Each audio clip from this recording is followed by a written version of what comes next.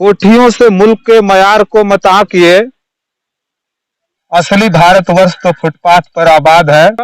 हर छत्तर में बन गया था, मुसहरिया छत्तर में सब सारी लोग में पूरा साथियों नमस्कार, मैं रजनीश और आप देख रहे हैं जन आदर्श भारत।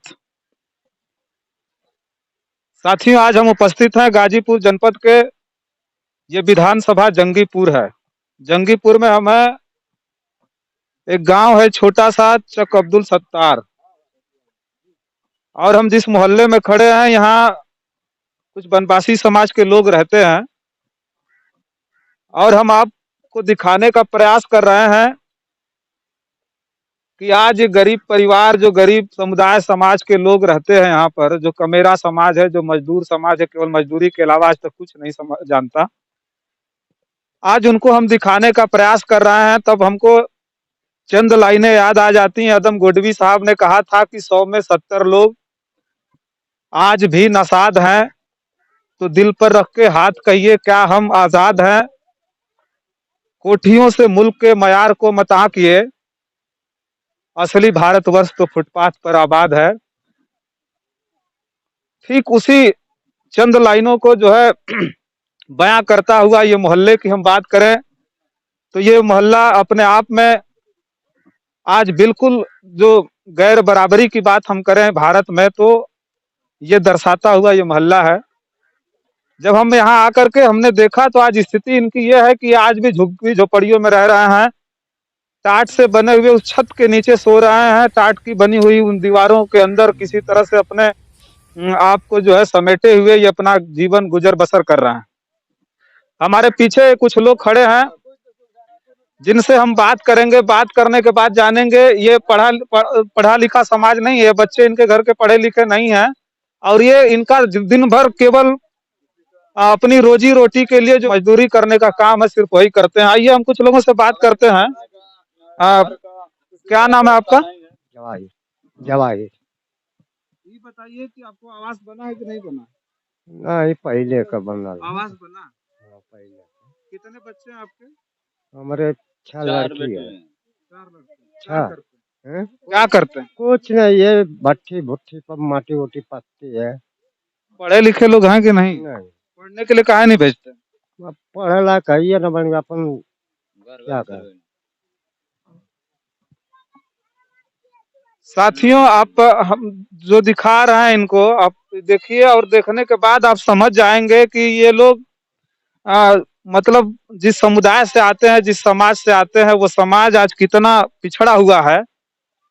हालांकि हर गांव-गांव में प्राथमिक विद्यालय खुल गए, लेकिन इनके अंदर इतनी चेतना नहीं कि अपने बच्चों को पढ़ाने लिखाने के लिए भेज सकें। और खास तौर पर हम पढ़ाई लिखाई की बात करें तो केवल विद्यालय की जिम्मेदारी नहीं है, केवल विद्यालय ही इनको शिक्षित नहीं बना पाएगा, क्योंकि घर में इनके अगर पढ़े लिखे लोग नहीं है तो उस तरह अपने बच्चों को हम तैयार भी नहीं कर पाएंगे। पहले उस तरह की जो है मानसिकता इनको बनाने के लिए किसी न किसी तरह से मैं कहना चाहता हूं कि सरकार को एक अलग कदम तो उठाना ही पड़ेगा।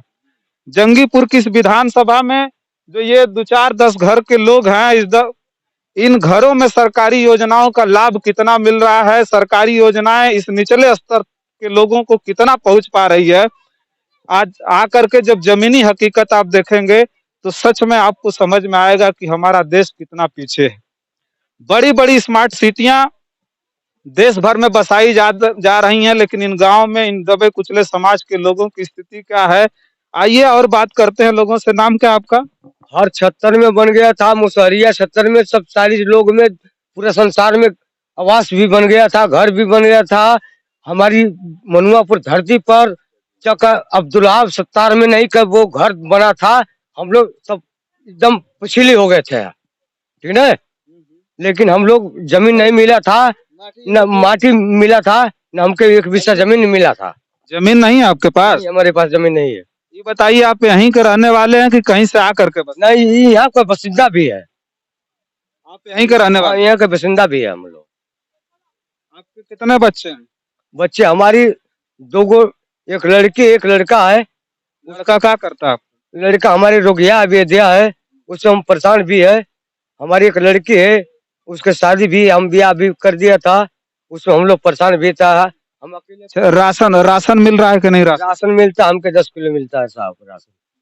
10 किलो राशन मिलता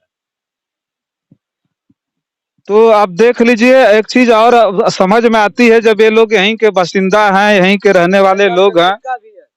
तो इनके पास कोई जमीनें नहीं है, और सच मायने में अगर कह दें तो जो मुफ्त का राशन है मिल रहा है, जो तो शायद इन लोगों के लिए वो एक राहत की चीज जरूर होगी।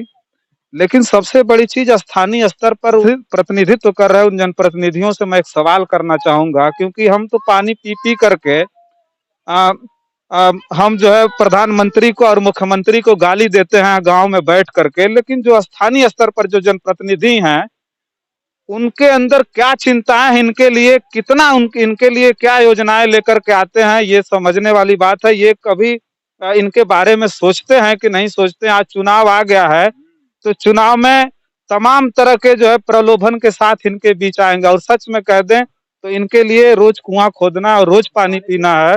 इनके पास और अतिरिक्त कोई समय नहीं है जिसकी वजह से इनके अंदर वो चेतना आए। लेकिन अगर सच में भारत में हम चाहते हैं कि समानता आए, समानता लाएं, तो इनके लिए कोई न कोई अलग कदम जरूर उठाना पड़ेगा। और बस मैं इतना ही कहना चाहूंगा कि जो स्थानीय स्तर के जनप्रतिनिधि हैं, एक बार आए और एक बार आकर के इनकी झुपड़ियों में झांक करके देखें, तो उनको समझ में आएगा कि ये लोग किस तरह से अपना जीवन गुजर बसर कर रहे हैं। तब तक के लिए आप देखते रहिए जन आदर्श भारत। बहुत बहुत धन्यवाद।